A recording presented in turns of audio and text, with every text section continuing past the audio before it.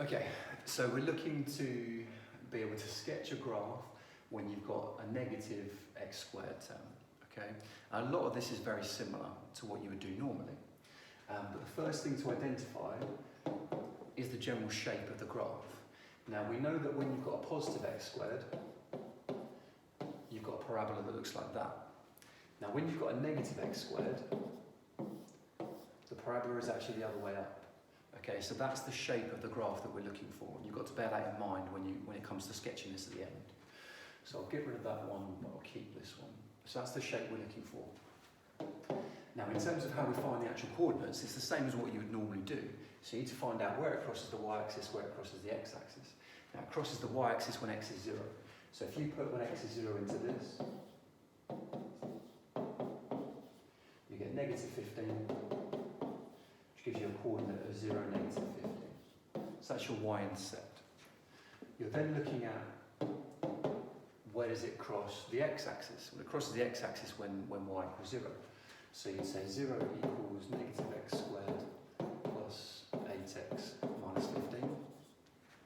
Now we can multiply everything by negative 1 there, or shift it all onto the other side, it's the same thing. So 0 equals x squared minus 8x plus 15. Factorise that like normal. And then solve that. Which gives you these two coordinates for where it crosses the x-axis. So we need to combine all these things together. We need to combine this shape and these coordinates there. So we're looking at 3, 0, 5, 0, and then 0, negative 15. And remember, the shape is that way round for the parabola. So our graph is going to look something like this. Okay, so that's how we're going to draw that graph. Now that's got all the coordinates on where the curve meets the axes. The only thing that we could find is the turning point still, so we could find that.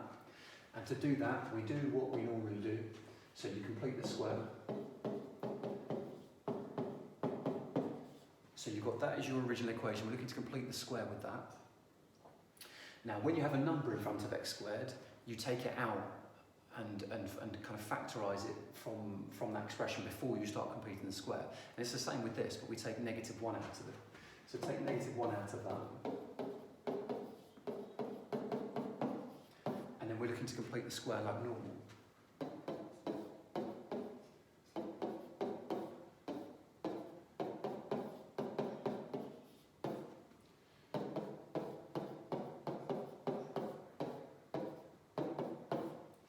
Now the final bit is, when you've got a number outside, we expand it at this stage. So you need to do the same thing with the negative 1. So negative 1 times that gives you negative x minus 4 squared, like that. And then negative 1 times negative 1 gives you positive 1. And the reason this is important is because we have to make sure we've got the right transformation to know where our turning point is. Now this negative just tells us about the parabola, about it being that way up. This negative 4 tells us it's going to shift 4 right, and this positive 1 means it's going to go 1 up. And you need to just think about the context of that, think about whether that matches your sketch, because when you look at this, you can see actually that's where it should be. You know, you've got 3, 0 here, you've got 5, 0 here. For that to be 4, 1 would make sense. So at that stage, you pretty much know you've got that correct, because it is in the right place, given your x-intercepts there and the general shape of the quadratic. Okay, any questions, let me know.